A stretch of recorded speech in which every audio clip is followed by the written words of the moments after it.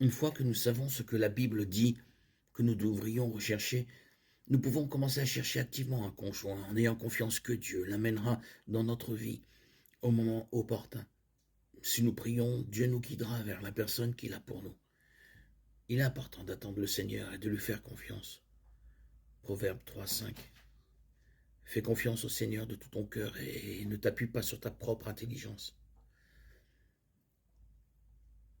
Certaines personnes citent un verset de 1 Corinthiens 7 qui semble dire que nous ne devrions jamais chercher un conjoint. Le verset 27 dit « Es-tu célibataire, ne cherche pas de femme ».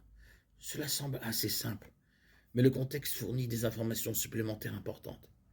Au verset 26, Paul dit « Étant donné la situation difficile actuelle, je pense qu'il est bon pour vous de rester comme vous êtes. » En effet, à l'époque de la persécution que l'Église primitive a connue, Paul a dit qu'il valait mieux ne pas faire de grands projets comme planifier un mariage.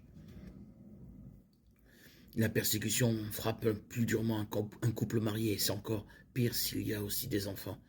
Paul répète ce sentiment au verset 29. Ceux qui se marient auront beaucoup de tribulations dans la vie, et je veux vous en épargner. Dans le même contexte, Paul dit, si tu te maries, tu n'as pas péché, au verset 28. Donc chercher un partenaire pour le mariage n'est pas mal. Bien sûr, il n'est pas conseillé de chercher un conjoint si la volonté de Dieu n'inclut pas le mariage. Parfois, Dieu appelle les gens à ne pas se marier du tout. 1 Corinthiens 7. Il y a des gens qui, à cause du royaume des cieux, ont renoncé au mariage.